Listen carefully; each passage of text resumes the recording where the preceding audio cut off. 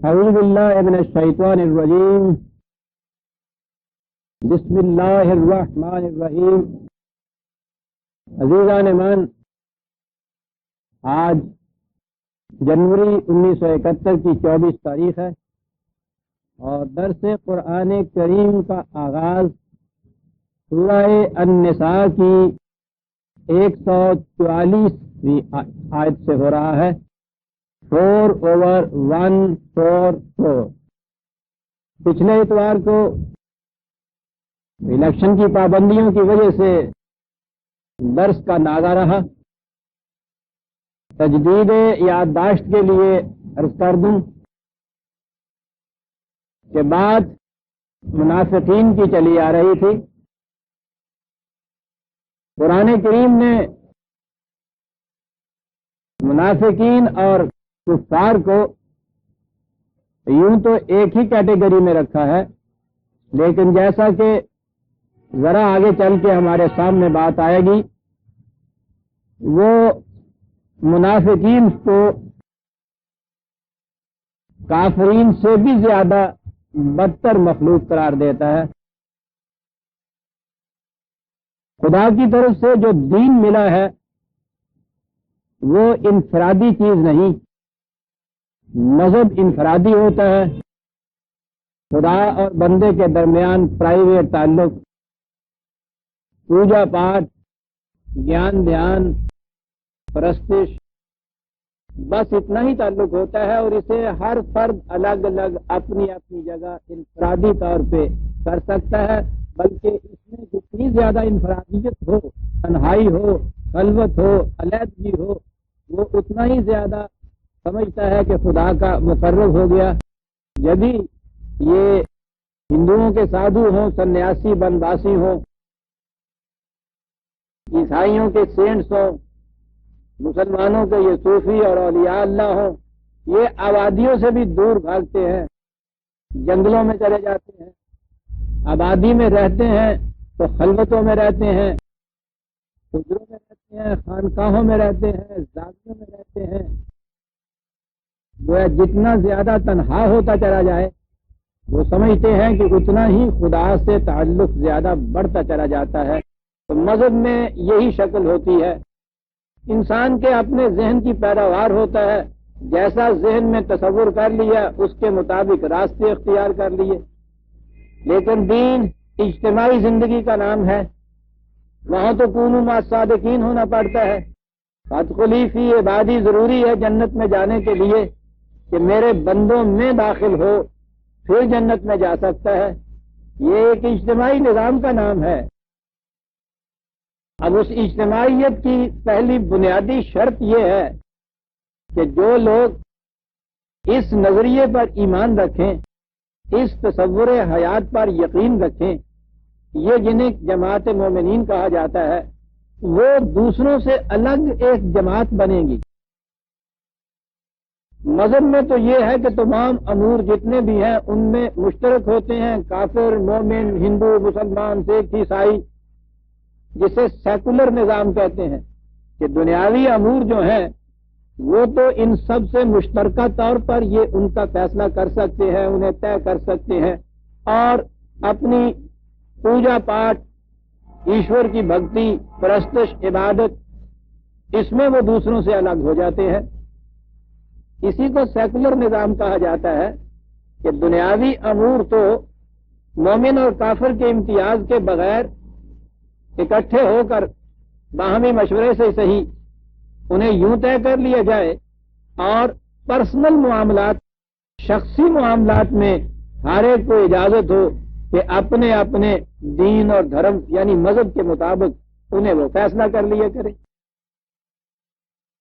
لیکن جب دین آئے گا تو اس میں تو یہ ایک الگ منفرد جماعت بنے گی جو صرف انہی لوگوں پر مشتمل ہوگی جو اس نظریہ حیات پر یقین اور ایمان رکھیں۔ اسی چیز کو آج کی اصطلاح میں دو قومی نظریہ کہتے ہیں۔ قرآن کریم نے یہ واضح طور پہ کہا کہ ہم نے انسانوں کو پیدا کیا، ان میں سے ایک جماعت مومنین کی ہوتی ہے، دوسری کفار کی ہوتی ہے۔ تو ہمارے ذہن میں تو جب ہم کفار کہتے ہیں تو کچھ اور غیر مسلم بھی اس لفظ کو کچھ ایسے سمجھتے ہیں جیسے گالی دے دی ہو، تو یہ کوئی گالی کی بات نہیں ہے. یہ تو جیسے کہتے ہیں کہ کسی سوسائٹی کا ممبر اینڈ نان ممبر، یہ بالکل وہ چیز ہے. تو یہ ایک سوسائٹی ہے، کچھ اس کے ممبرز ہوتے ہیں اور دوسرے نان ممبرز ہوتے ہیں. اب ظاہر ہے کہ کوئی بھی سوسائٹی، کوئی انجمن، کوئی اجتماعیت بھی ایسا نہیں ہوتا کہ اس میں ممبرز اینڈ نان ممبرز وہ دونوں اکٹھے ہو جائیں اور آپ اس کو وہ سوسائٹی کہہ دیں. تو چھوٹی سی چھوٹی سوسائٹی بھی آپ کو بنانی ہوتی ہے تو اس میں ممبرز اور نان ممبرز میں فرق ہوتا ہے. سوسائٹی کے نان ممبر شامل ہی نہیں ہو سکتے. دین کی بنیادوں کے اوپر ایک سوسائٹی بنتی ہے.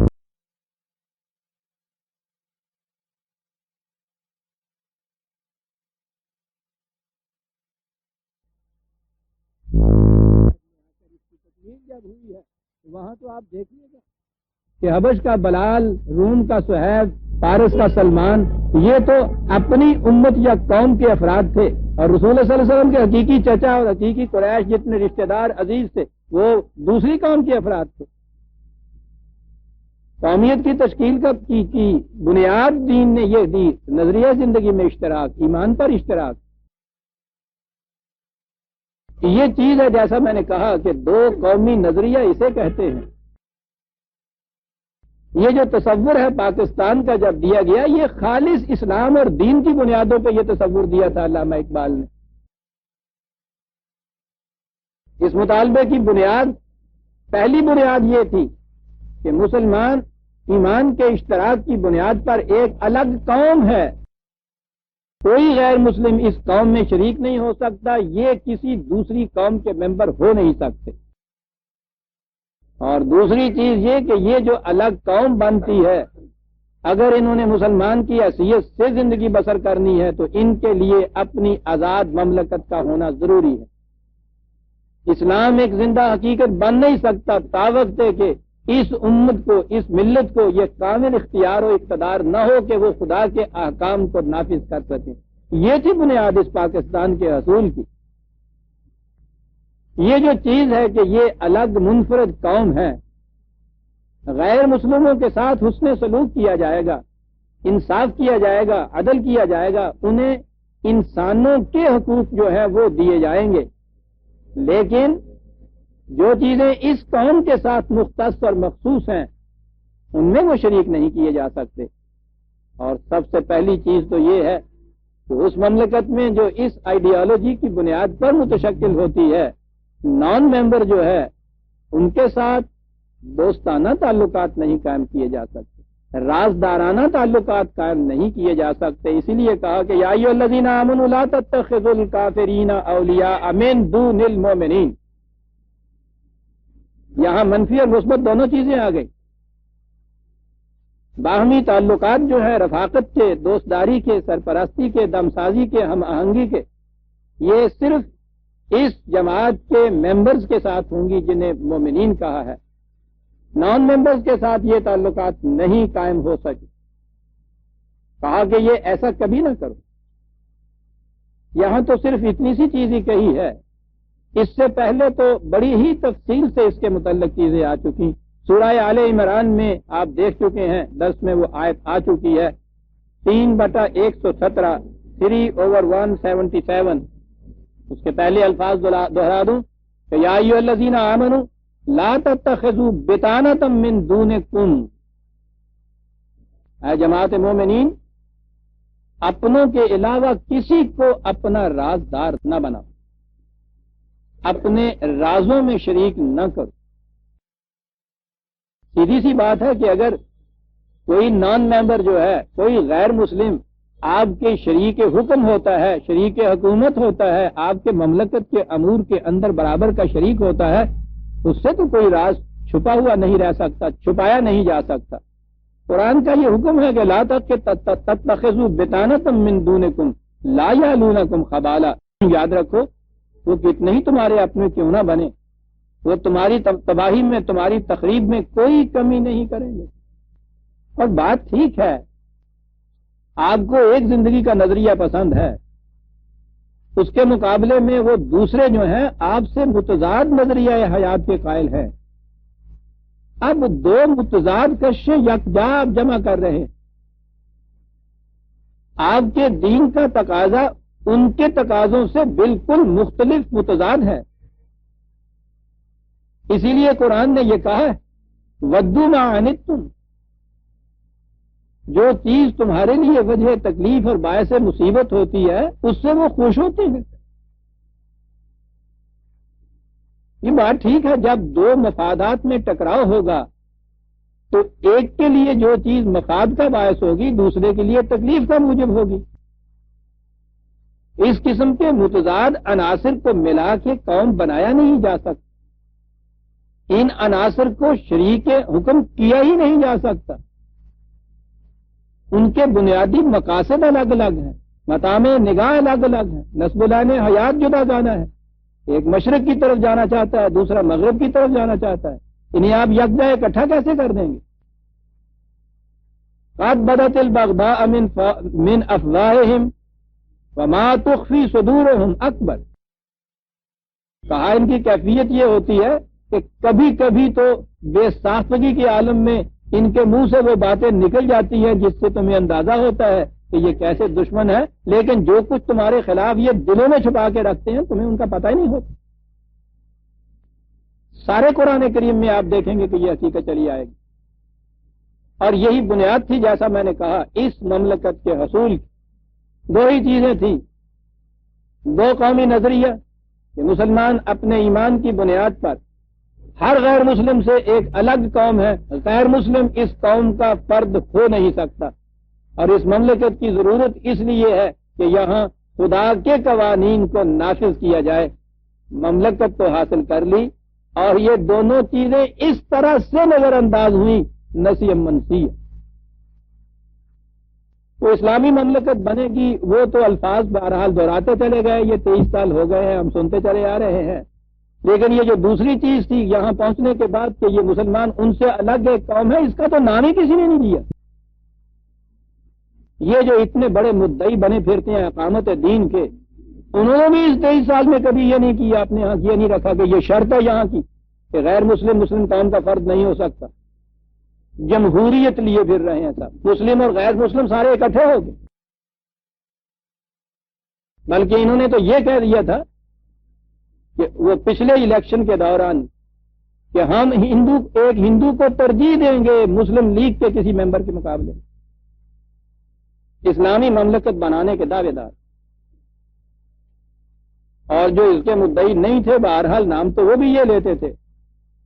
تو جتنے آپ کے ہاں پہلے یہ آئین بنے ہیں کسی میں یہ بنیادی شرط نہیں تھی کہ یہاں قوم جو ہے پاکستان کے اندر وہ مسلمان کی ہے، نان مسلم اس قوم کے افراد نہیں ہیں. یہ آپ کو معلوم ہے، یہ جو آئے دن کفر کے فتوے لگتے رہتے ہیں، آج تو وہ مذاق بن کے رہ گئے ہیں، ان کا کوئی عملی مفہوم ہی نہیں رہ گیا. اسلامی مملکت کے اندر یہ بہت بڑی چیز ہوتی تھی. اس کے معنی یہ ہوتے تھے، ایک تو یہ کہ یہ کسی ملا مولوی مفتی کا کام نہیں تھا کہ کسی کو مسلم اور کسی کو کافر قرار دے دے. یہ تو مملکت کا کام تھا کہ کانسٹیٹیوشنلی وہ بتائے کہ کون اس قوم کا فرد ہو سکتا ہے، کون نہیں ہو سکتا بنیادی طور پر. اور جو نہیں ہو سکتے ان کے معنی یہ تھے آج کی اصطلاح میں، یا جنہیں یہ کہہ دیں کہ یہ نہیں رہا اس کا فرد کانسٹیٹیوشنلی آج کی اصطلاح میں کہیے کہ وہ ڈس فرنچائز ہو جاتا تھا، وہ ڈسکوالیفائی ہو جاتا تھا، وہ آپ کی پارلیمنٹ کا ممبر نہیں بن سکتا تھا، وہ آپ کا ووٹر نہیں ہو سکتا تھا، وہ آپ کے یہاں کی حکومت کے امور میں شرکت نہیں کر سکتا تھا. یہ جس پہ کفر کا فتویٰ لگا دے آپ یہ کہیں، اس لیے کہ وہ نان ممبر ہو جاتا تھا. کفر کے فتوے کے معنی یہ ہے کہ آپ اپنی سوسائٹی سے اس کو خارج کر دیتے ہیں.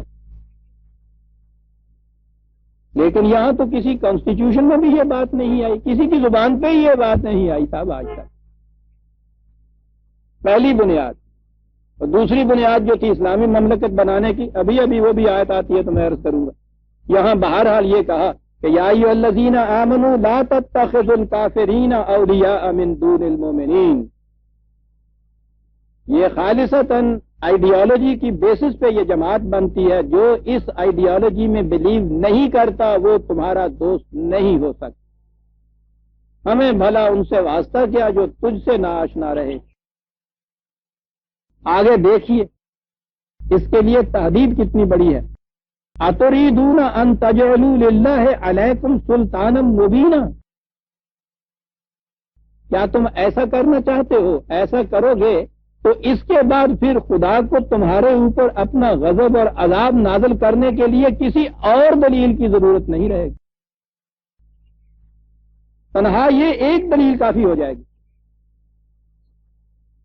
کہ تم نے اپنوں کے سوا دوسروں کو اپنا دوست، رازدار، شریک حکم، شریک مملکت، اپنی قوم کا فرد تسلیم کر لیا. کسی اور دلیل کی ضرورت نہیں رہے گی. اور کیجیے عزیزان احمد. لیکن قرآن تو آپ کا صرف رہ گیا مردوں کی جان نکالنے کے لیے.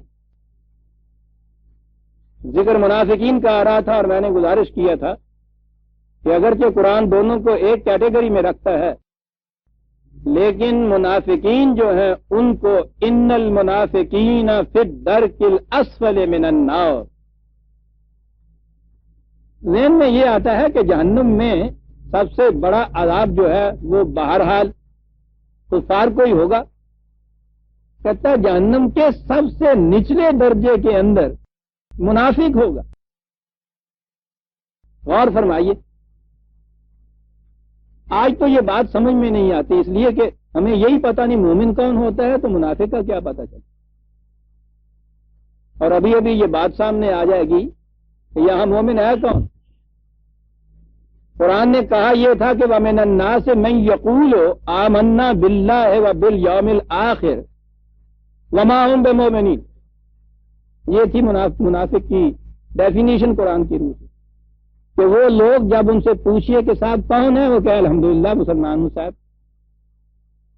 میں یقول کبھی اس سے انکار نہیں کریں گے کہ نہیں صاحب میں مسلمان نہیں ہوں. سوچئے تو صحیح ہم میں سے کوئی بھی کبھی بھی یہ انکار کرتا ہے یہ کہتا ہے کہ میں مسلمان نہیں ہوں.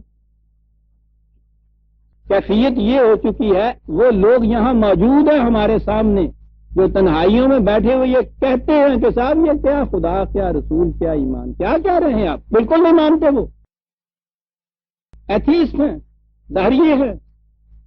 اور اتنا ہی نہیں مذاق اڑاتے ہیں ان چیزوں کا. لیکن جب بھی مردم شماری کے رجسٹر والا آتا ہے مسلمانوں کے کالم میں نام لگاتے ہیں. کسی جگہ باہر ان سے پوچھ لیجئے کبھی نہیں کہیں گے کہ ہم مسلمان نہیں. منافق میں جرت نہیں رہتی. کفر اور الحاد اور دہریت کے لیے تو بہت بڑے کرج کی ضرورت ہے. معاشرہ میں الر رغم اٹھ کے کھڑے ہو گئے یہ کہنا ہم تم میں سے نہیں ہیں، اس کے لیے جرت کی ضرورت ہے. کیفیت ان کی یہ ہے. میں ذرا آگے چل کے آ رہی ہیں یہ آیات جہاں قرآن نے کہا ہے کہ وہ لوگ بھی تمہیں ملیں گے جو ظاہر یہ کریں گے کہ وہ خدا پر ایمان رکھتے ہیں. آگے اس نے بتایا ہے کہ پھر ٹیسٹ کیس کون سا ہے جہاں سے پتا چلے کہ یہ نہیں رکھتے ایمان. یہاں تو منافق کا ذکر ہو رہا ہے. جہنم کے عذاب کے پسترین گہرائیوں سب سے بڑے عمیق غاروں کے اندر ہر وقت مسلسل جہنم عام مثال کے مطابق کسی اسامی کے لیے بی اے ہونے کی شرط ہو.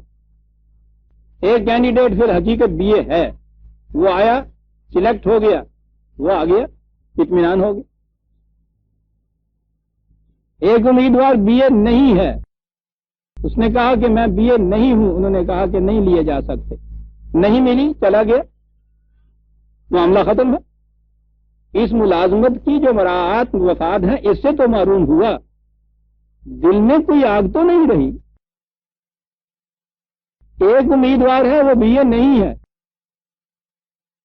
وہ یقول ہو انی بی اے آگے کہتا یہ ہے کہ میں بی اے ہوں سلیکٹ ہو جاتا ہے. آپ سوچئے کہ یہ جو ملازمت کے 30 سال ہی نہیں اس کے بعد بھی اس کی کیفیت کیا ہو. تازبون کل صحتن علیہم قرآن کہتا ہے کہیں پتا کھڑکا اور اس کی جان گئی کہ پکڑا گیا پتا چل گیا میں بھی یہ نہیں.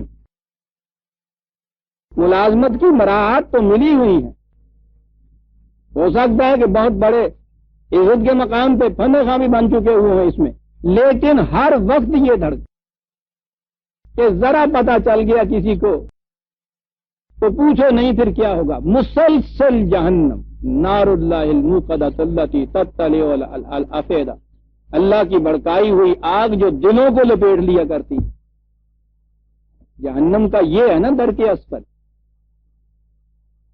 میں نے کہا کہ کافر کی صرف محرومی ہے،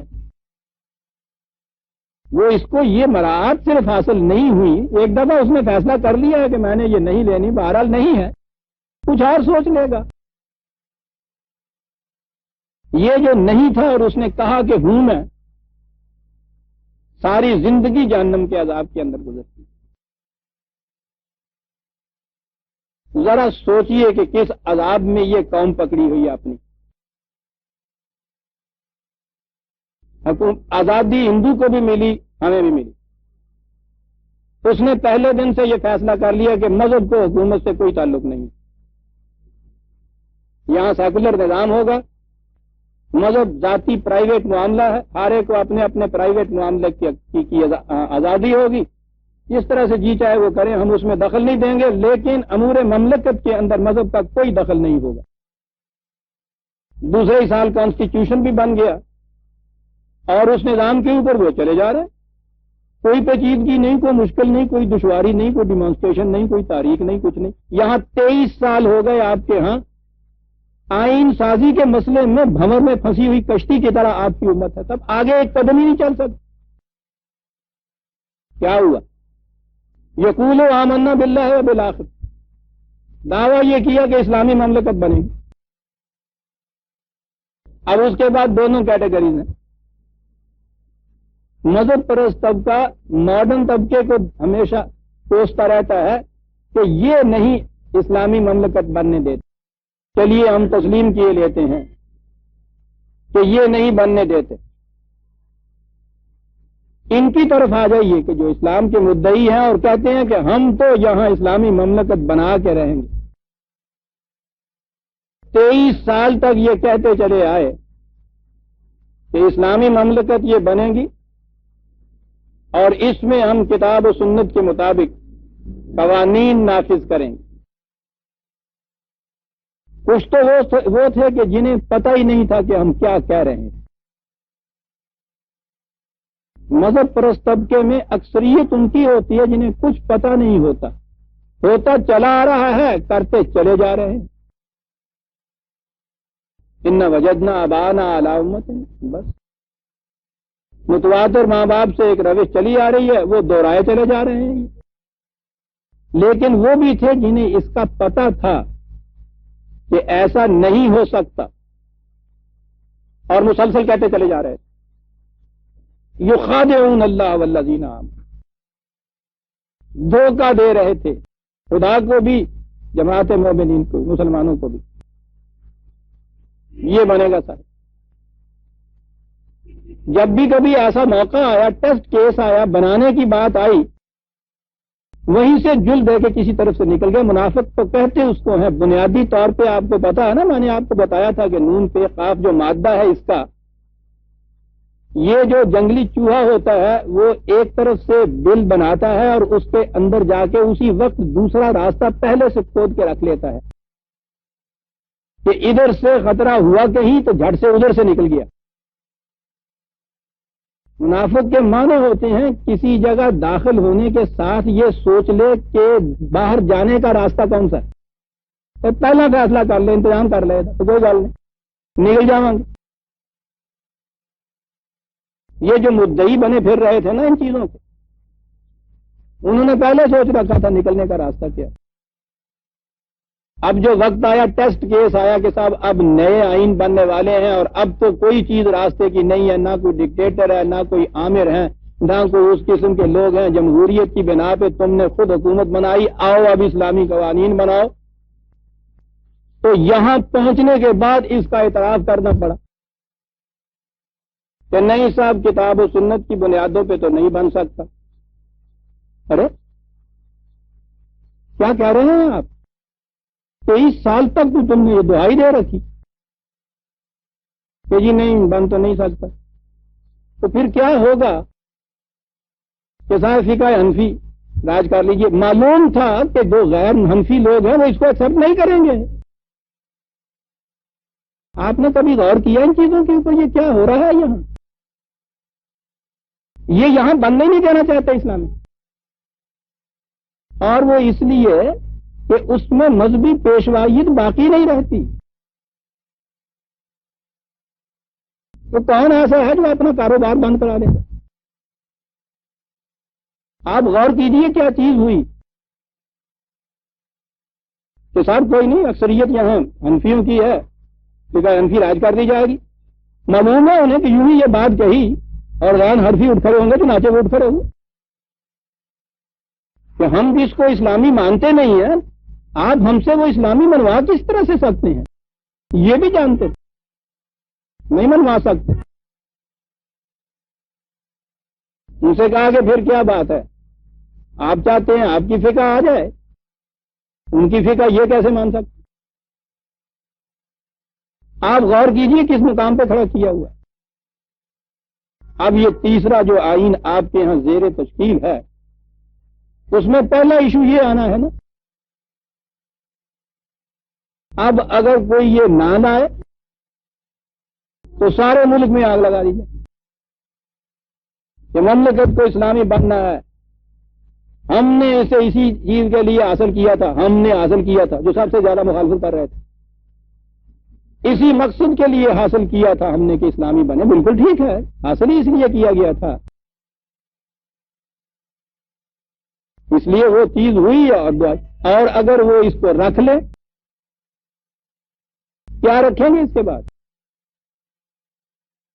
غور کیجیے عزیزان من، یہ در کے اسفل کتنا بڑا ہے. یہ ایک قدم آگے نہیں چل سکتے، آپ چلنے ہی نہیں دیں گے.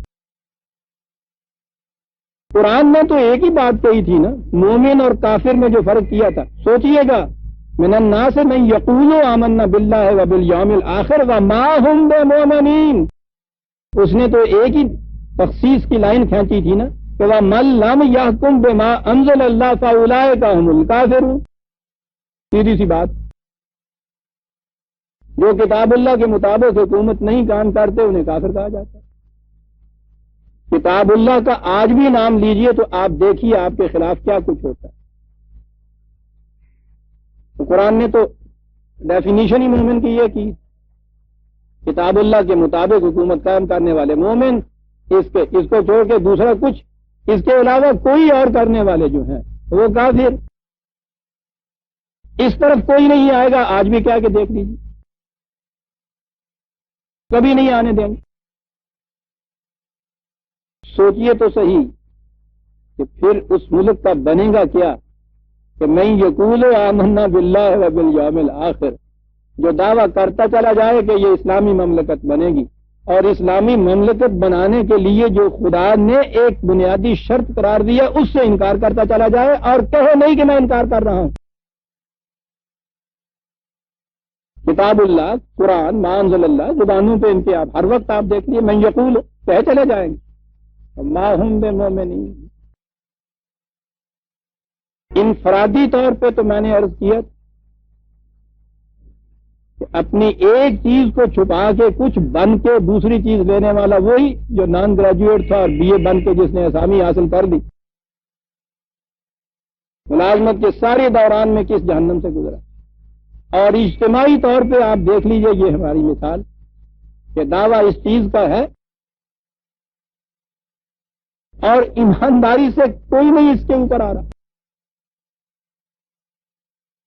یہ نہیں کہ بات سمجھ میں نہیں آتی. میں پوچھتا ہوں کہ اس آیت کے معنی کس کی سمجھ میں نہیں آ سکتے. 4 تو لفظ ہیں یہ، وَمَن لَّمْ يَحْكُم بِمَا أَنزَلَ اللَّهُ فَأُولَٰئِكَ هُمُ الْكَافِرُونَ.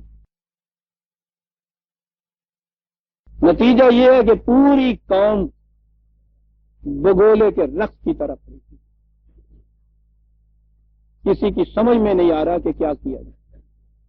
اس مشکل کے اندر غالب کے الفاظ میں کہ ہے دل پر حسرت غالب طلسم میں پیچ و تاب، رحم کر اپنی تمنا پر کہ کس مشکل میں. ان المنافقین فی الدرک الاسفل من النار ولن تجد لهم نصیرا. اپنی یہ حالت اور یاد رکھو، جو بھی کسی اپنے قول و عمل میں مخلص نہیں ہے دنیا میں کوئی اس کا مددگار نہیں ہوا کرتا. کیا بات کہہ گیا ہے، بیکاری کی طرح خراد کے ٹکڑے تو تمہاری جھولیوں میں ڈال دیں گے کوئی، وہ بھی اپنے مقاصد کی خاطر. دوست کوئی نہیں ہوگا، مددگار کوئی نہیں ہوگا، ناصر کوئی نہیں ہو سکے گا. تو معلوم ہے کہ ان کی بات کا اعتبار کیا. نہرو جیسے کافر نے یہ بات لوٹا کے کہہ دی تھی جب کہا تھا، وہ جو آئے دن آپ کے یہاں بدلا کرتی تھی حکومتیں، اس سے کہا تھا کہ جا کے ٹریٹی کرو، تو اس نے کہا تھا کہ کس کے ساتھ ٹریٹی کروں، پتا کیا ہے جس سے آج ٹریٹی کروں وہ کل کہاں ہو. قول و فعل کا اعتبار نہیں. ولن تجد لهم نصیرا. کون ہو سکتے ہیں؟ آپ نے سنی عزیزان من، 4 ٹکڑوں میں بات کی. الذین تابوا، پہلی چیز تو یہ اس دوراہے سے جو غلط قدم اٹھایا تھا تم نے، وہاں لوٹ کے آؤ واپس. اسی راہ کے اوپر چلتے چلے جائے گا، منزل سے ہر قدم تمہیں منزل سے دور لے جاتا جائے گا. واپس جاؤ اس دوراہے کے اوپر جہاں سے غلط قدم اٹھایا تھا. تابا، کہو تسلیم کرو اس بات کو کہ من لم یحکم بما انزل اللہ فاولئک هم الکافرون. یہی ہے بنیاد. تابو، آ گئے وہاں. کیا اس دوراہے پہ واپس آنے سے منزل تک پہنچ جاؤ گے؟ یہ کہہ کہ صاحب وہ 4 گھنٹے کا سفر تھا، 4 گھنٹے تو ہم نے چل لیے، بلکہ ہم نے تو 8 گھنٹے چل لیے، واپس بھی تو آئے ہیں. کہتا نہیں، یہ تو تلافی صرف ہوئی اس غلطی کی جو تم نے کی تھی. بات اب یہاں سے شروع ہوئی، واصلہ ہو. اب صحیح سمت کی طرف قدم اٹھاؤ. قدم اٹھاؤ تو پھر اس نفاق سے نہیں. تؤمنون ببعض الکتاب وتکفرون ببعض، کہ ان میں سے جو چیزیں اپنے مفید مطلب ہوئی وہ لے لیا اور دوسری چیزوں کو چھوڑ دیا. واعتصموا باللہ، محکمیت سے مضبوطی سے تھامو حبل اللہ. وَأَخْلَصُوا دِينَهُمْ لِلَّهِ، اپنی اطاعت و فرما پذیری، نظام سلطنت، نظام حکومت، اپنے دین کو خالص اللہ کے لیے کرو. یہ کرو گے تو فَأُولَئِكَ مَعَ الْمُؤْمِنِينَ، پھر تم مومنین کی جماعت میں شامل ہو سکو گے. اور جب یہ ہوگا کہ وَسَوْفَ يُؤْتِ اللَّهُ الْمُؤْمِنِينَ أَجْرًا عَظِيمًا، پھر تم دیکھو گے سوف. کوئی لمبی تاریخ یہاں نہیں پڑے گی کہ عاقبت میں جا کے تمہیں کچھ ملے گا. تم دیکھو گے اس کے بعد فوراً کہ اس کا کتنا بڑا عظیم اجر ملتا ہے. یہ جو کس عذاب میں تم مبتلا ہو اور اس کے لیے پھر تمہیں یہ افیون پہ لا دی جاتی ہے کہ وَيُعَذِّبُ مَن يَشَاءُ وَيَغْفِرُ لِمَن يَشَاءُ، کہ اللہ جسے چاہتا ہے عذاب دیتا ہے، جسے چاہتا ہے مغفرت کر لیتا ہے. پھر یہ بات ہوتے ہیں کہ صاحب یہ تو اللہ کی شان ہے، جسے چاہے عذاب دے دے، جسے چاہے مغفرت کر دے. ہوتے کی پرواہ، وہ جو سنایا کرتا ہوں میں، ہوتے بے پرواہیاں، پھڑ لے عملہ والیاں نو، چھڑ دے اوگن ہار نو. مستقل طور پر، ابدی طور پر سکھائی بادشاہی. یہاں پہنچنے کے بعد یہ چیز کہ قوم اگر ذلت اور عذاب کے اندر ہے تو اس میں کسی کا بس نہیں ہے بھائی. یہ تو یہ وَيُعَذِّبُ مَن يَشَاءُ وَيَغْفِرُ لِمَن يَشَاءُ، اللہ جسے چاہتا ہے عذاب دے. تو کہتا ہے ما يفعل اللہ بعذابکم ان شکرتم، اگر تم اس طرح سے ایمان لاؤ اور قدردانیاں کرو اقدار کی، میں نے تمہیں عذاب دے کے کیا کرنا ہے. آہا، تو ہم نے تمہیں عذاب دے کے کیا کرنا.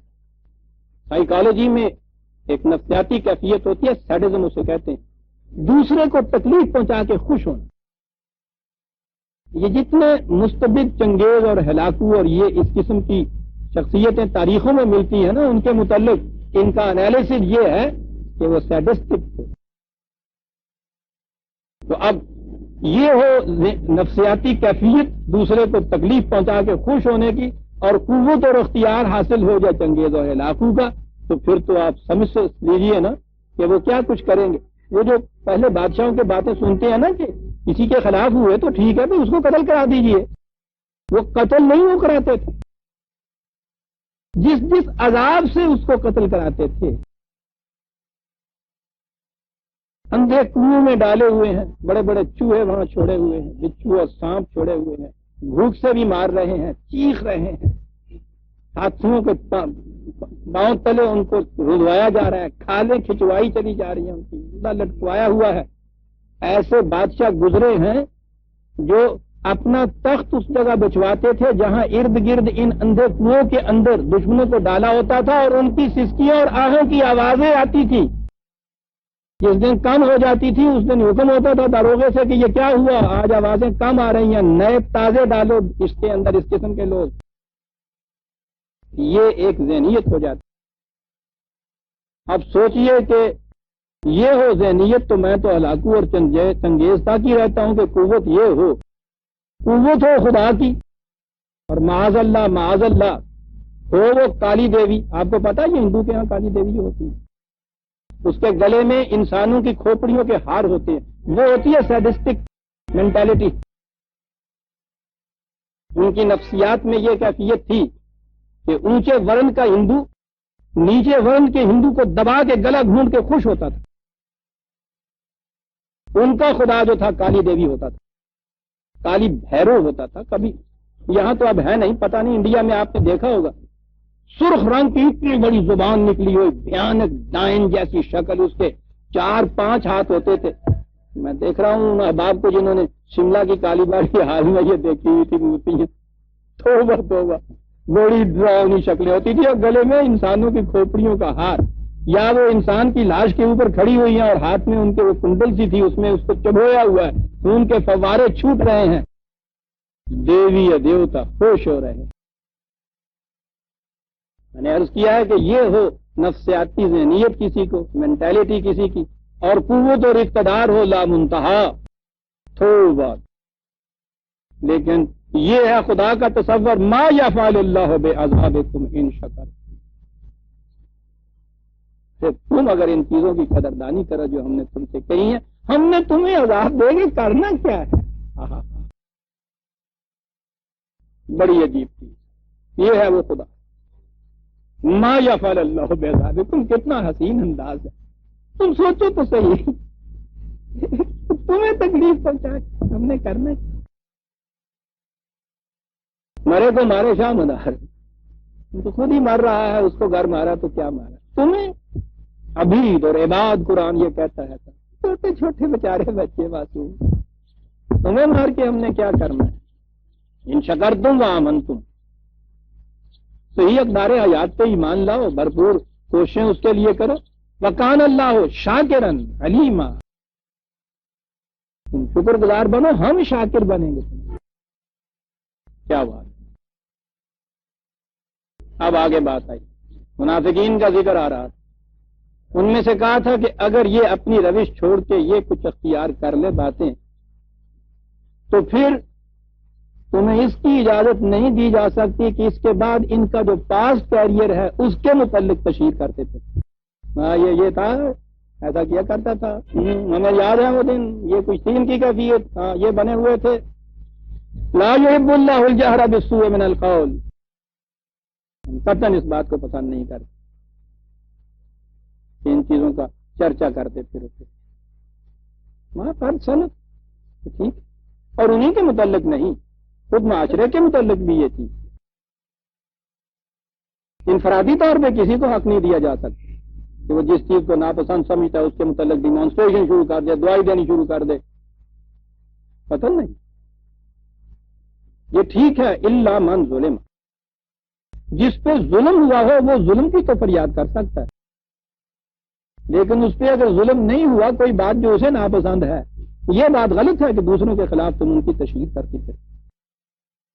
اور معاشرے کے اندر تو قرآن کریم نے خاص احتیاطی تدابیر اختیار کرنے کو کہا ہے۔ اسی صورت میں ذرا پہلے 4/83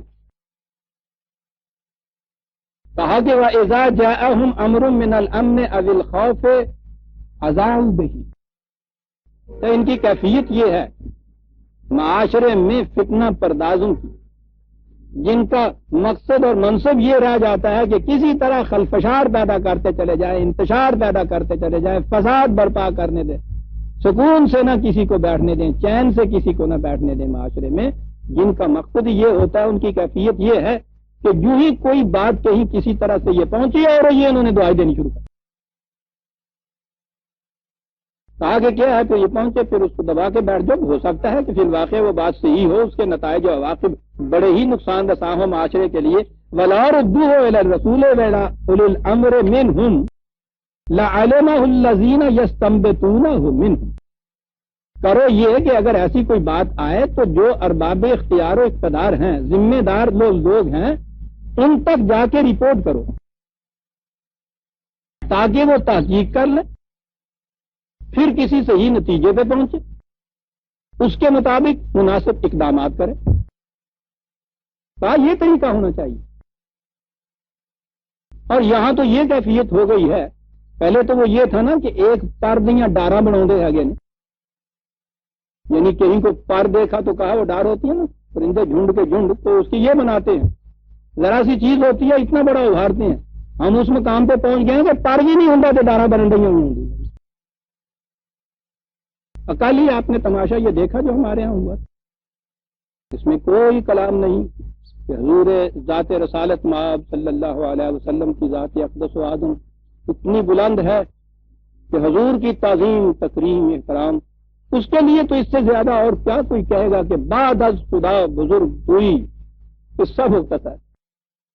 حضور کی ذات اقدس میں کسی قسم کی اہانت، گستاخی جو ہے کبھی مومن برداشت نہیں کر سکتا.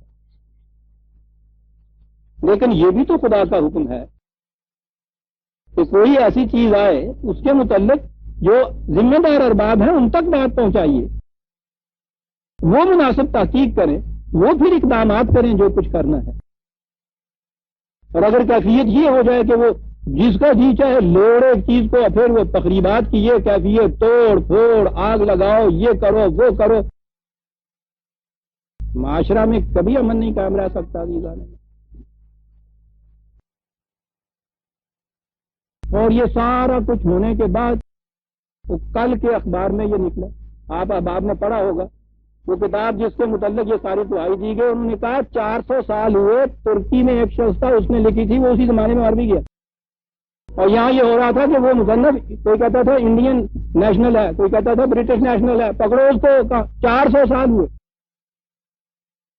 میں یہ نہیں کہتا کہ حضور کی ذات اقدس کے متعلق کہیں سے گستاخی کا کلمہ سنے تو ہمارے سینے میں دل تڑپ کیوں نہ ہو، یقیناً نہیں، لیکن دل کی تڑپ کے یہ معنی نہیں کہ ہم خنجر خود ہاتھ میں لیں. قرآن یہ کہتا ہے کہ جب کبھی ایسی بات ہو ذمہ دار احباب تک پہنچائیے. وہ بھی تو وہی ہیں جن کے سینوں میں وہی دل ہے کہ جو اس بات پہ ہم سے بھی زیادہ تڑپ اٹھے گا. لیکن اس سے جو کیا جائے گا معاشرے کا نظام نہیں بگڑے گا، اور جو اقدام کیا جائے گا افیکٹو ہوگا. اس کا نتیجہ یہ ہوتا ہے کہ معاشرہ اپنا تو تباہ ہو جاتا ہے، تو اصل مقصد جو ہے وہ اس کے بعد غلط دور ہو جاتا ہے. قرآن کریم نے تو ہمیں یہ تلقین کی ہے عزیزان مان.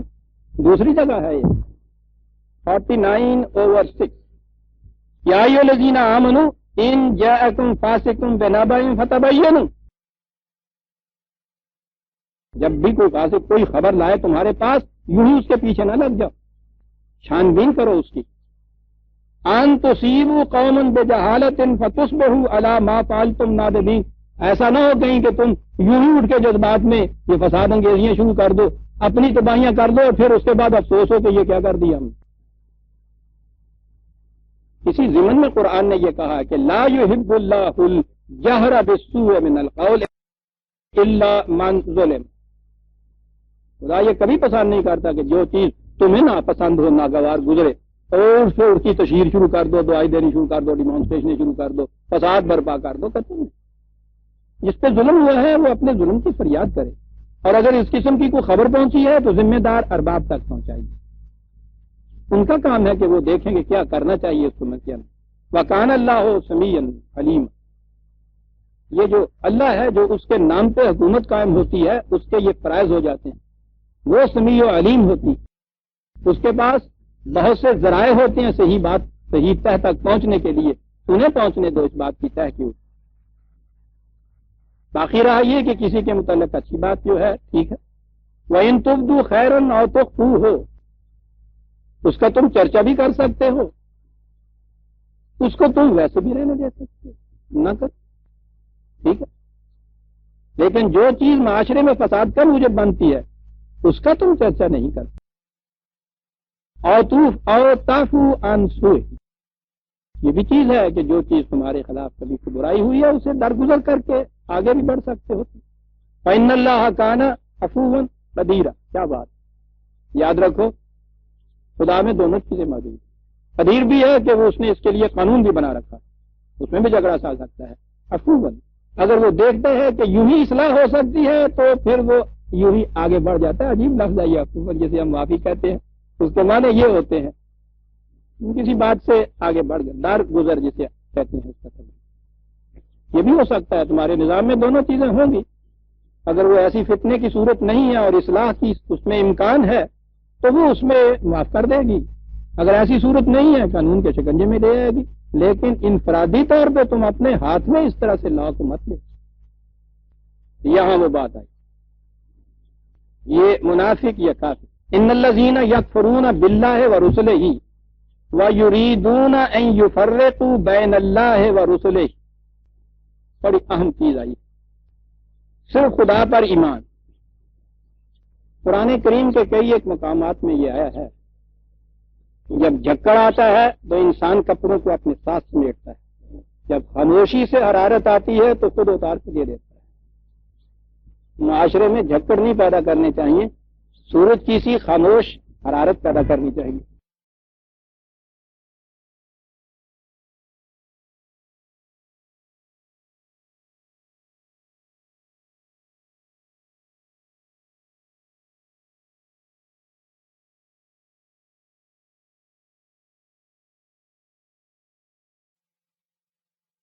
ان الذین یکفرون باللہ ورسلہ ویریدون ان یفرقوا بین اللہ ورسلہ، میں بات یہ کہہ رہا تھا کہ بڑی اہم چیز ہے، قرآن کریم میں کئی مقامات پہ ہے کہ ان سے جب پوچھو کہ زمین و آسمان کو کس نے بنایا تو کہیں گے خدا نے بنایا۔ ان سے کہو گے کہ اس نظام کے اوپر کس کی قدرت ہے، خارجی کائنات کے متعلق، سورج کون چڑھاتا ہے، ہوائیں کون، وہ کہتے ہیں خدا کرتا ہے یہ سب کچھ۔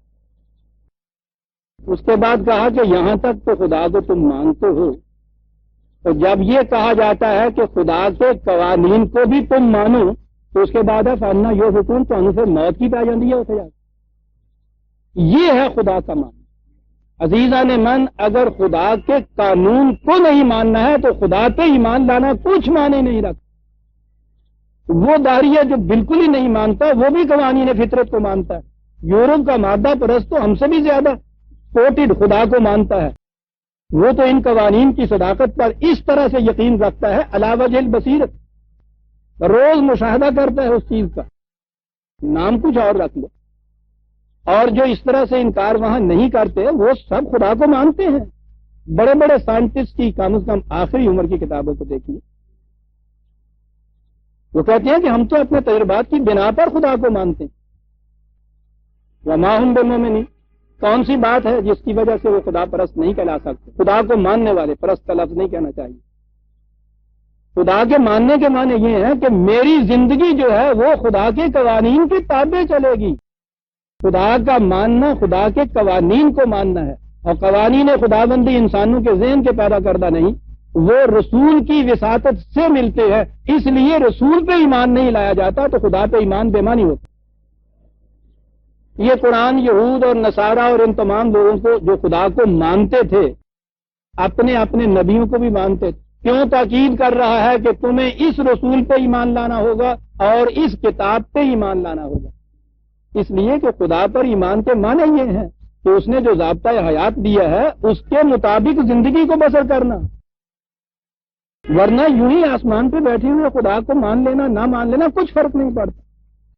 خارجی کائنات کے اندر خدا کی کار فرمائی کو مان لینا نہ مان لینا کچھ فرق نہیں پڑتا۔ ایک کہتا ہے کائنات کو خدا نے پیدا کیا، دوسرا کہتا ہے کہ نہیں یہ خود وجود میں آ گئی، کیا فرق پڑتا؟ فرق یہ پڑتا ہے کہ ایک کہتا ہے کہ میری زندگی میرے فیصلوں کے تابع چلے گی، میرے فیصلوں کے نہیں، پارلیمنٹ کے فیصلوں کے تابع چلے گی، قوم کے عوام کے فیصلوں کے تابع چلے گی، اور اس کے باوجود جا کے مسجد میں نماز بھی پڑھتا ہے۔ خدا پہ ایمان نہیں، ایمان وہ ہے جو یہ کہتا ہے کہ میری ساری زندگی خدا کے دیے ہوئے قوانین کے تابع چلے گی جو محمد رسول اللہ صلی اللہ علیہ وسلم کی وساطت سے ملے تھے. یہ ہے خدا پر ایمان. برہم سماجی ہمارے یہاں ایک فرقہ پیدا ہوا. مختلف مذاہب کی باہمی سر پھٹول کو دیکھ کے راجہ رام موہن رائے اس کا بانی تھا. تو اس نے یہ بات کہی کہ صاحب یہ سب چیزیں اس لیے ہو رہی ہیں تم الگ الگ مذہب رکھے ہوئے ہو. اس نے کہا کہ تمام مذاہب کی اچھی اچھی باتوں کو اکٹھا کر دیا جائے. وہ ہوا نا کہ مذاہب میں اچھی بھی ہوتی ہیں بری بھی ہوتی ہیں. مذاہب میں تو یہ ہوتا ہے اس لیے کہ وہاں تو تعریف ہو چکی ہوتی ہے نا خدا کے پیغامات میں. تو انہوں نے کہا کہ تمام مذاہب کی اچھی اچھی باتوں کو جمع کر لیا جائے اور اس کو اپنے لیے ضابطہ بنا لیا جائے. باقی رہا خدا سے تعلق. کسی نے مندر میں گھنٹی بجا لی تو کیا, کسی نے گرجے میں وہ بیل بجا لی تو کیا, کسی نے ناقوس پھونک لیا تو کیا, کسی نے اذان دے دیا تو کیا. یہ بات تو اپنی اپنی ذاتی خدا سے تعلق کی ہے. اچھی اچھی باتیں اکٹھی کر لی جائے. تو بڑا چرچا ہوا کہ صاحب بہت اچھا. 4 دن نہیں چل سکا. اب بات صاف ہے. یہ ہم جتنے مسلمان ہیں کم از کم یا دنیا بھر کے جتنے بھی لوگ صاحب شعور ہیں, یہ جتنے یونیورسل مورل لاز جنہیں کہتے ہیں آپ, عالمگیر ضابطہ اخلاق, سچ بولو, جھوٹ نہ بولو, فریب نہ دو, چوری نہ کرو, زنا نہ کرو, کسی کو نہ ستاؤ, ساری دنیا میں یہ کامن ہے. یہ اس کے باوجود ساری دنیا میں یہ ہو کیا رہا. اس چیز پہ ایمان نہیں ہے کہ یہ چیزیں مستقل اقدار ہیں جن کے تابع زندگی بسر کرنا میرا ایمان. اسے کہتے ہیں عزیزان ایمان ایمان بالرسالہ, جس میں کتاب پہ ایمان شامل ہو جاتا ہے. خدا کو ایک پرسنل گاڈ سا مان لینا, اس کے ساتھ میرا ذاتی تعلق ہے, اور اعمال حیات جو ہیں اس کو اپنے قانون کے تابع, اپنی مرضی کے تابع, ملک کے قانون کے تابع, ان چیزوں میں رکھ لینا, یہ خدا پہ ایمان نہیں ہے. یہ تفریق بین اللہ و بین الرسل ہے. قرآن نے کہا تم اللہ میں اور اس کے رسولوں میں تفریق کرتے ہو, حالانکہ جس کو رسول ہی کہا ہے خدا کا پیغامبر, پیغام بھیجنے والے میں اور اس پیغام میں فرق کرنا, یعنی وہ بھیجنے والا جو اس کو آپ نے مانا کیا. اس کے ماننے کے معنی یہ ہیں کہ اس کے پیغام کو, پیغام لانے والے کو, ان کو مانیے. یہ اس طرح کا پرسنل گاڈ, یہ اس کا تصور ہی وہاں پیدا ہوا تھا جب سیکولر نظام حکومتوں نے اپنے آرائج کیا کہ پرسنل معاملات جو ہیں ان کے اندر تو تم جانو تمہارا خدا جانو. امور دنیاوی جتنے بھی ہیں, امور مملکت جو ہیں وہ ہمارے اپنے باہمی مشورے سے طے ہوں گے. اور اس کا نام رکھا انہوں نے خدا پر ایمان. یہی چیز تھی وہاں انڈیا کے اندر جو مابہن نزاع تھی پاکستان کا مطالبہ کرنے والوں میں اور اس کے مخالفت کرنے والے مسلمان علماء میں. وہ کہتے تھے کہ ہندوستان میں ہمیں اجازت ہے مذہبی عقائد کی, رسومات کی, عبادات کی, قوانین جو ہیں وہ ملک کے ہوں. اس کے خلاف کہا تھا اس کہنے والے نے کہ ملا کو جو ہے ہند میں سجدے کی اجازت, نادان سمجھتا ہے کہ اسلام ہے آزاد.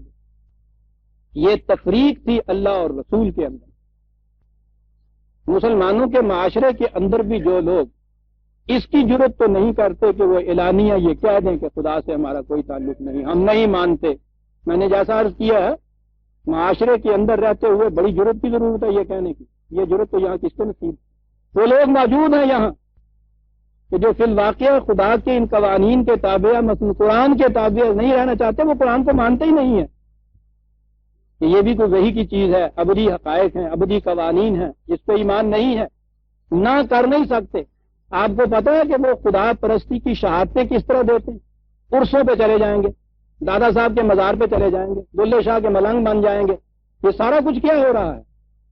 یہ معاشرے کو یہ بتایا جا رہا ہے کہ ہم داریے نہیں ہیں. تو لوگ یہ کہہ دیتے ہیں کہ صاحب دیکھیے نا وہ تو, اور یہ تو عقیدت مندی کی بڑی انتہا ہوتی ہے جو ان قبروں پہ چلا جاتا ہے, یہاں چلا جاتا ہے.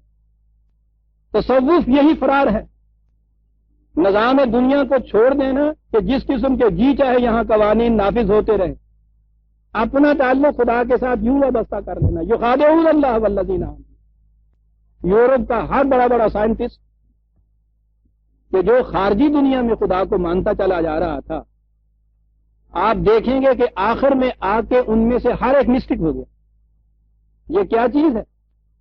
خدا کو ماننے کی عملی ثبوت آپ دیکھیں گے کہ وہ لوگ جن کی عام زندگیاں ہر قسم کے عیوب میں، ہر قسم کے معائب میں، قانون شکنیوں کے اندر، سمگلر، جوئے باز، فریبدار، ریسیے، یہ سارے سب سے زیادہ یہ قبروں پہ جانے والے ہوتے ہیں، خدا پر اپنے ایمان کا ثبوت دے رہے ہیں۔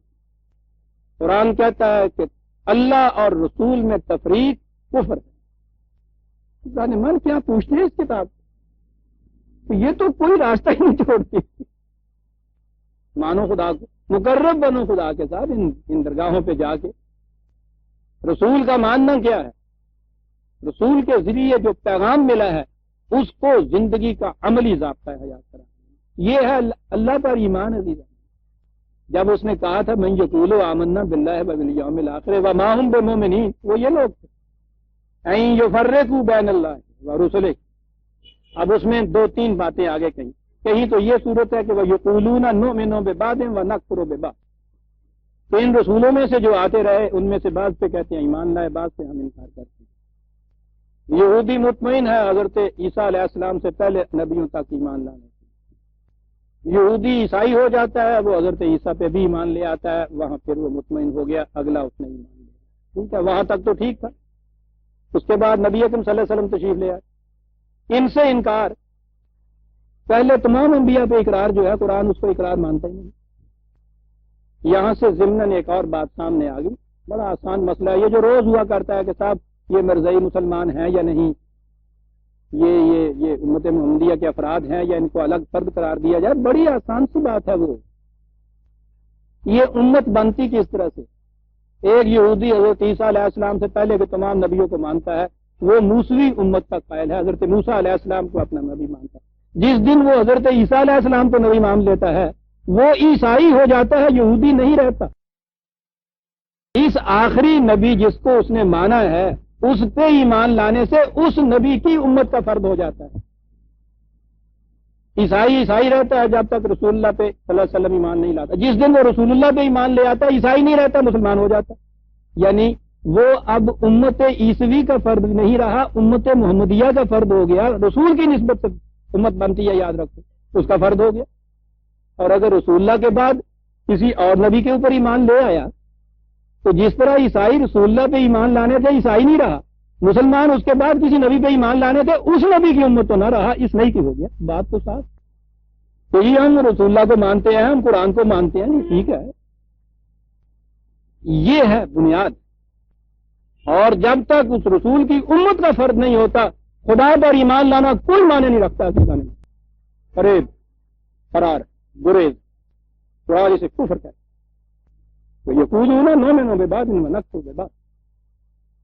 پھر ایک ہی رسول یا ایک ہی رسول کی کتاب میں سے قرآن نے دوسری جگہ کہا افتؤمنون ببعض الکتاب ویکفرون ببعض، کیا اس کتاب میں بھی یہ کیفیت تم کرتے ہو کہ اس کے کچھ حصے کے اوپر ایمان لاؤ اور کچھ حصے سے انکار کر دو؟ یعنی اسے بھی من حیث الکل لینا ہوگا آپ کو۔ کچھ حصہ تو ایک طرف ہے، اگر آپ پاکستان کے ضابطۂ قوانین میں سے کسی ایک کے متعلق کہہ دیں یہ کہ میں اس سے سرکشی، یعنی جرم اور چیز ہے کہ اس کی خلاف ورزی آپ سے ہو جائے، اگر آپ یہ کہیں کہ میں اس حکومت کو اس کا کمپیٹنٹ نہیں مانتا کہ وہ اس قسم کا قانون بنا سکے اور نافذ کر سکے، بغاوت ہے۔ آپ نیشنل نہیں رہ سکتے اس مملکت کے جس کے قانون کے متعلق آپ یہ چیلنج کر دیں کہ اس باب میں یہ میری مملکت نہیں رہی۔ اس لیے قرآن نے یہ کہا کہ کیا یہ کرتے ہو پھر کہ ضابطۂ قوانین کے ایک حصے پہ ایمان لاتے ہو، دوسرا حصہ جو ہے اس سے انکار کرتے ہو؟ وما جزاء من يفعل ذلك منكم الا خزي في الحیات الدنیا ویوم القیامۃ یردون الی اشد العذاب۔ ایسی روش اختیار کرنے والے جو دوغلے ہیں ان کا نتیجہ اس کے سوا کچھ نہیں، اس دنیا کی زندگی میں بھی ذلت و خواری ہوگی، عاقبت کا عذاب تو اس سے کہیں زیادہ شدید ہوگا۔ ضابطہ حیات کو تو کلی ماننا ہوگا یا کلی انکار کرنا ہوگا۔ فادخلوا فی السلم کافۃ، پورے کا پورا اس میں داخل ہونا ہوگا۔ یہ دوسرے معنی، یقولون نؤمن ببعض ونکفر ببعض ویریدون ان یتخذوا بین ذلک سبیلا، بین کی راہ اختیار کی جائے، نہ تو پورے کا پورا انکار کیا جائے نہ پورے کا پورا اقرار کیا جائے، صاف چھپتے بھی نہیں سامنے آتے بھی نہیں۔ یہ چلمنی پردہ جو ہے یہ منافقت ہے عزیزان، اس کی اجازت نہیں دی جاتی۔ یہاں پرسنٹیج کا حساب نہیں ہے کہ کوئی نہیں صاحب 33% تو حاصل کر لیے پاس مارک ہوگا۔ یہاں تو ہر سبجیکٹ کمپلسری، سارے آپشنل سے ایبسینٹ % مار لے کے ایک کمپلسری سبجیکٹ میں 1 نمبر سے فیل ہو جائیے، پورے امتحان میں فیل ہو جاتے ہیں۔ خدا کی طرف سے ضابطہ ہدایت کا ہر سبجیکٹ کمپلسری ہے عزیزان۔ کہا وَأَن يَتَّخِذُوا بَيْنَ ذَلِكَ سَبِيلًا، بین کی راہ اختیار کرتے ہو۔ سنیے عزیزان من، اولئک هم الکافرون حقا، خدا کو مان رہے ہیں، بعض رسولوں کو بھی مان رہے ہیں، کچھ حصہ جو ہے اس پہ ایمان بھی ہے، کچھ حصے کے اوپر کچھ عمل بھی ہے، باقی کے متعلق توڑ دیا ہوا ہے۔ میں نے جیسا عرض کہا تھا کہ ذہن میں یہ ہوتا کہ چلیے 12 اتنے % مارک تو مل ہی جائیں گے نا، وہ کافر ہی نہیں کہہ رہا ہے، بول کافرون حقا، اس لیے کہ اس میں فریب کی گنجائش تھی نا، اس نے فریب کو توڑنے کے لیے یہ ایڈا وڈا ودان مار دیتا جناب حق کا ایسی دیتا ہے۔ اولئک هم الکافرون حقا وَأَعْتَدْنَا لِلْكَافِرِينَ عَذَابًا مُهِينًا۔ اس قسم کے روش اختیار کرنے والے جو کافر ہیں ان پہ جو عذاب آتا ہے رسوا کن، ذلت آمیز ہوتا ہے۔ کیا بات ہے، عذاب مہین جہاں کہنا تھا، ذلت، منافقت کی ذلت کا کیا پوچھیں۔ والذین آمنوا باللہ ورسلہ ولم یفرقوا بین احد منہم اولئک سوف یؤتیہم اجورہم وکان اللہ غفورا رحیما۔ ان کے برعکس وہ لوگ کہ جو خدا پر یوں ہی مان لاتے ہیں کہ خدا میں اور اس کے پیغامات رسانوں میں کوئی فرق نہیں کرتے، رسول اور اس کی رسالت، اس کے پیغامات پر ایمان لانا یہ ہے خدا پہ ایمان لانا، اس میں کوئی فرق نہیں کرتے۔ یہ ہیں کہ جنہیں تم دیکھو گے بہت جلد ان کے محنتوں کا معاوضہ دیا جائے گا۔ اجور، معاوضہ یوں ہوگا کہ ان کی کمزوریاں، کچھ کوتاہیاں، ان کی حفاظت بھی ہو جائے گی، سامان نشو و نما بھی ملتا جائے گا، قوم آگے بڑھتی چلے جائے گی۔ اب رہا کہ یہ ایمان کیسے لایا جائے، قرآن کریم نے یہ چیز بتائی ہے کہ ایمان کے معنی ہیں قلب اور دماغ کو امن نصیب ہو جائے، کامل اطمینان اس کا ہو جائے، علی وجہ البصیرت کسی چیز پہ غور و فکر کرنا، اور اس طرح سے اس نتیجے پہ پہنچنا کہ یہ واقعی حق، اس کا نام ہے ایمان۔ اس میں کسی قسم کا اکراہ نہیں۔ اکراہ جسے ہم زبردستی کہتے ہیں، ذہن میں اکراہ ایک ہی آتا ہے کہ تلوار کسی نے ہاتھ میں لی اور کہا کہ پڑھو کلمہ، اور اس کے اس تلوار کے ڈر سے جو کلمہ پڑھ لیا اسے کہتے ہیں اکراہ ہوا، یعنی زبردستی کسی سے کر دی۔ یہ تو اکراہ کی بڑی معمولی سی چیز ہے۔ اکراہ وہ ہے کہ آپ کے سمجھنے سوچنے کی صلاحیتوں کو مفلوج کر کے کوئی بات منا لی جائے، اور پھر چکر ایسا رکھا جائے کہ آپ اس میں سے نکلنے نہ پائیں۔ یہ ہے صحیح اکراہ، وہ اکراہ جس کا تعلق قلب و دماغ سے، یہاں سے بہت کم نکلا جاتا ہے۔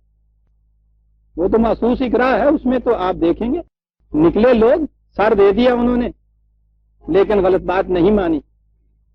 اس میں آپ دیکھیں گے کہ قدم قدم پہ نظر آ رہا ہے کہ غلط بات ہو رہی ہے، عقیدت ہے کہ آنکھیں بند کیے چلی جا رہی۔ نہیں صاحب اس سے آپ نہیں جانتے، یہ بڑے دور کی باتیں ہیں، تمہیں کیا سمجھتا ہے۔ عالم بالا کی یہ باتیں ہیں، وہ خوب جانتے ہیں اس کے متعلق، یعنی کامیابی ہو تب بھی وہ مطمئن، ناکامی ہو جب بھی وہ مطمئن۔ یعنی ناکامیوں کے بعد، ایک پروگرام کی ناکامیوں کے بعد نظر آتا ہے کہ یہ جو متبعین کی جماعت ہے وہاں کھڑے ہو کے تو یہ سوچے گی کہ نہیں صاحب یہ پروگرام غلط تھا، اس میں ناکامیاں ہوئی، وہ وہاں پہنچ کے بھی ان کو وہ اس قسم کا جھنجھنا دیا جاتا ہے، وہ ناکامیوں کو کامیابیاں سمجھنے لگ جاتے ہیں تو کامیابی ہے۔ یہ کون سی ناکامی ہے اگر اتنی کم سیٹیں ملی؟ ایویں لوگ رولا پاؤندے رہندے آگے نے جی انہوں جتیاں پئیاں لوگوں نوں گل کرن لگے شرم بھی نہیں کتے آندی ہے جتیاں سن اینے تو بچکانے سن لیکن قربان جائیے ماننے والوں وہی مانتے ہیں کہ سبحان اللہ صاحب واقعی جتیاں نہیں سن ہے پروپیگنڈا ہو رہا ہے یہ چیز کہ جس سے قلب و دماغ کی سوچنے سمجھنے کی صلاحیتوں کو مفلوج کر لیا جائے یہ ہے عزیزان من وہاں جہاں قوم کو تباہ کیا جاتا ہے یا سالوں کا اہل الکتاب ان تنزل علیہم کتاب من السماء انہیں یہ کتاب دی کہا غور و فکر کرو دیکھو تو صحیح کس طرح سے ان چیزوں پہ پورا اترتا ہے کہتے ہیں نہیں سر ایسے نہیں ہم ایمان لائیں گے یہ جو کتاب ہے نا کتاب قرآن شریف ایسے نہیں آسمان سے لکھی لکھائی جلد بنی بنائی اتو پوری آن رہی ابھی تک کنڈی ایسے کتاب اتارو پھر ہم ایمان لائیں گے دیکھا ذہنیت کرامات کے زور کے اوپر صداقت کو مانیں آسمان سے یوں کتاب ہوتا بعض اوقات تو قرآن ایسا جواب دیتا ہے صاحب پوچھو نہیں طبیعت میں بشاشت آ جاتی ہے یعنی اس کے متعلق بیسوں چیزیں اور جگہ آئی ہیں جواب دیا یہاں دیکھو یہ مطالبہ کیا تھا یہودیوں نے کہ یہ کہتے ہیں رسول سے کہا کہ یہ وہ یہودی ہیں جو یہ کہہ رہے ہیں آسمان سے کتاب اتارو فقد سالو موسیٰ اکبر من ذالک تم سے تو اتنی سی بات انہوں نے کہی ہے آسمان سے کتاب اتارو اپنے رسول سے تو اس سے بھی زیادہ بڑے مطالبے پیش کیا کرتے تھے فقالو ارن اللہ جہرتن کہا کرتے تو خدا کو سامنے سامنے بٹھا کے لگاؤ یہ تو وہ قوم ہے یہ غلط کیا ہونا مار جتیاں بازت میں نے کہا ہے بعض اوقات تو قرآن ایسی عجیب یعنی ان کی ذہنیت بتانا تھا کہ کیا ہے تم سے تو یہ اتنا ہی کہہ رہے ہیں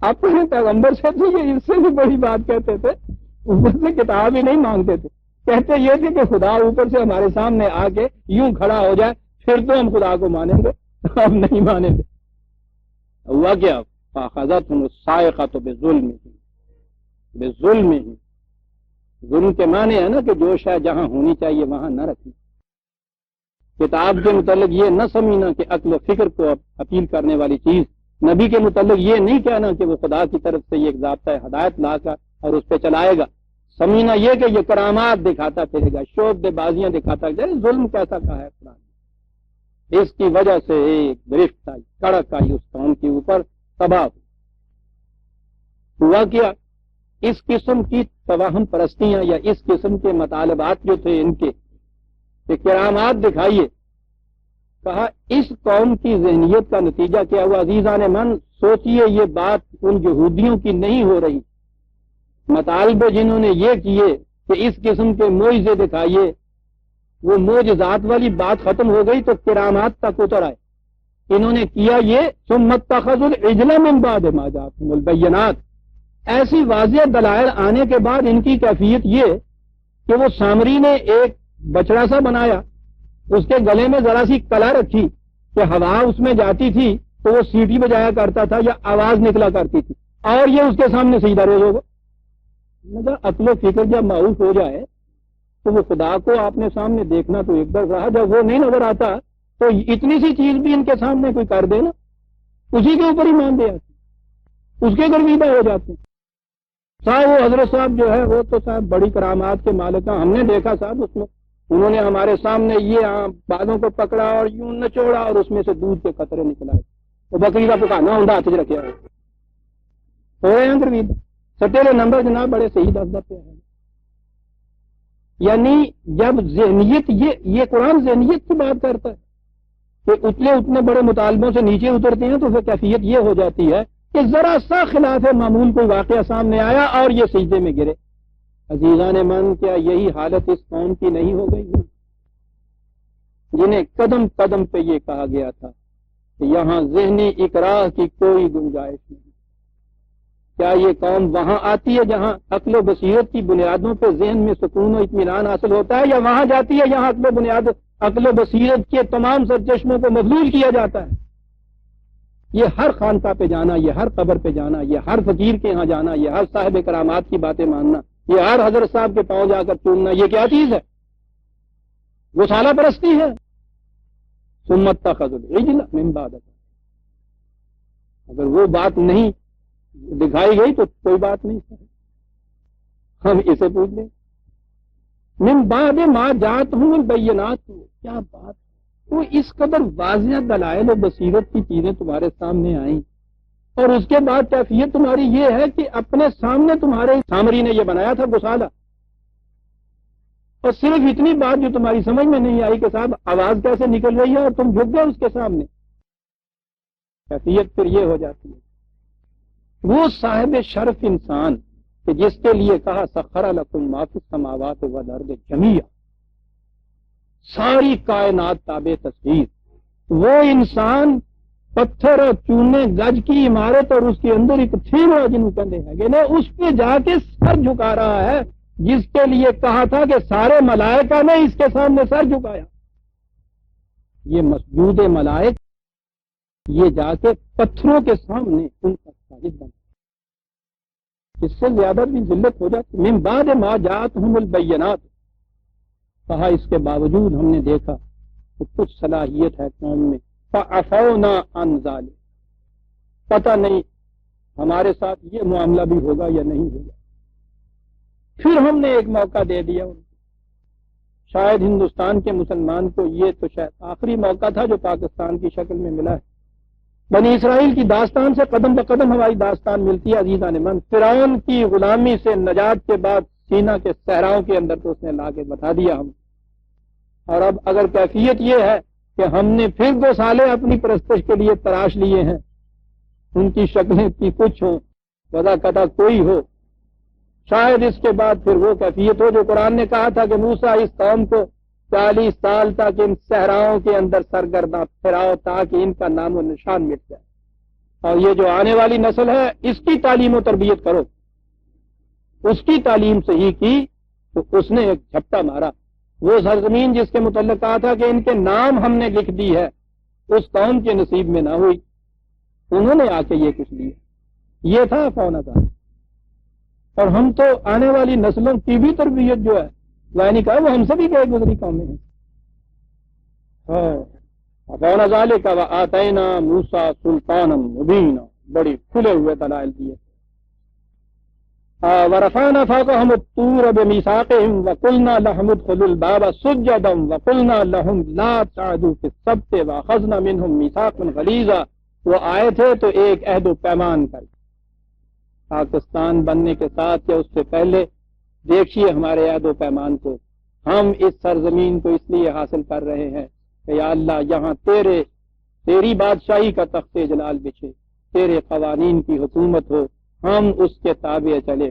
قرآن یہ کہتا ہے کہ ایک طرف طور جیسی ایک آہنی دیوار ان کے پیچھے حفاظت کے لیے کہ ادھر سے کوئی حملہ آور نہ ہو جائے، حفاظت کا سامان دیا، وہاں ان سے عہد و پیمان لیا.